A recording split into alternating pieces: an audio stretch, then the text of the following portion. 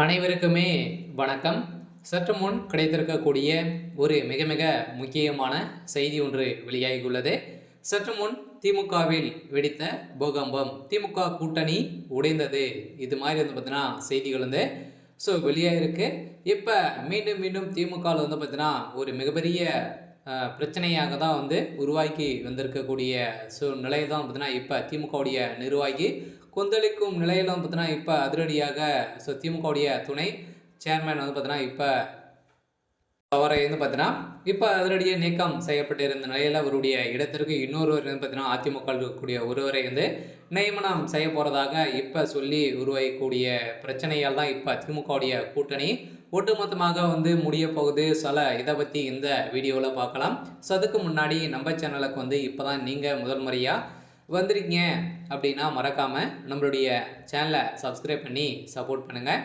வாங்க வீடியோக்குள்ளே போகலாம். பார்த்தீங்கன்னா சீனு சொல்லி எம்எல்ஏ ஒதுக்குனார். இதுதான் சமூக நிதி கட்சியா என கொந்தளிக்கும் திமுகவுடைய துணை சேர்மன் அப்படின்ற மாதிரி கேள்வி எழுப்பு இந்த நிலையில் திண்டுக்கல் மாவட்ட ஏரியோடு பேரூராட்சியில் தான் பட்டியல் இனத்தை சேர்ந்தவர் என்பதால் தனது வார்டு பணிகள் புறக்கணிக்கப்பட்டதாகவும் சேர்மன் பதவி தருகிறேன் என்று கூறி வேலை வாங்கி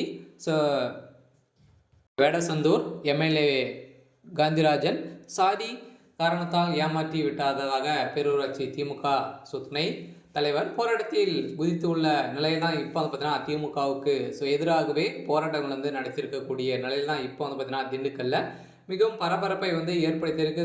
திண்டுக்கல் மாவட்ட வேட்பாளர் சார்ந்த அருகே உள்ள ஏரியோடு பேரூராட்சி 2வது திமுக வார்டு கவுன்சிலராகவும் முன்னாள் மாவட்ட துணை செயலராகவும் இருப்பவர் தான் ஜீவா. இவர் பார்த்தீங்கன்னா ஏரியோடு பேரூராட்சி மன்ற துணை தலைவராகவும் உள்ளார். இந்த நிலையில் ஜீவா பட்டியலத்தை சேர்ந்தவர் என்பதால் பேரூராட்சி நிகழ்ச்சியில் தன்னை புறக்கணிக்கப்பட்டதாகவும் தீண்டாமை கடை பிடிக்கப்பட்டதாகவும் என வார்டில் நடக்கும் பணிகளை என்பதுனா கூட தண்ணியுடன் பேர்க்கவில்லை என போராட்டம் கூடிய தூக்கி இருக்கக்கூடிய நிலையில் தான் அவர் பார்த்தீங்கன்னா திமுகவுடைய நிகழ்ச்சியில் கலந்து கொள்ளக்கூடாது அப்படின்ற மாதிரிப்பட்ட உத்தரவின் அடிப்படையில் இவருக்கு பார்த்தீங்கன்னா இப்போ போராட்டங்கள் எழுந்திருக்காங்க. சொல்லலாம் திமுகக்குள்ளே ஊட்டுக்கட்சிக்குள்ளேயே பார்த்தீங்கன்னா மோதல்கள் ஏற்பட்டு இருக்கு. அதனால் இவருடைய பதவியே அதிமுகவிலிருந்து புதியதாக வரக்கூடிய ஒருவருக்கு ஒதுக்கி வைத்திருக்கிறதாக இப்போ குற்றச்சாட்டுகள் வைத்திருக்கக்கூடிய நிலையில் தான் இப்போ பார்த்தீங்கன்னா திமுகவுடைய நிலை என்ன அப்படின்றத அவரே தெரிஞ்சிருக்காரு.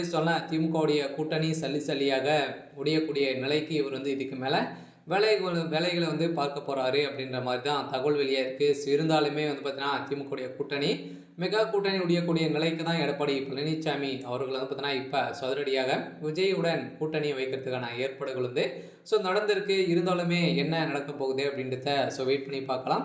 இது மாதிரி செய்திகளை தெரிஞ்சுக்கணும் அப்படின்னா மறக்காமல் நம்மளுடைய சேனலை சப்ஸ்கிரைப் பண்ணி சப்போர்ட் பண்ணுங்கள். தேங்க்யூ.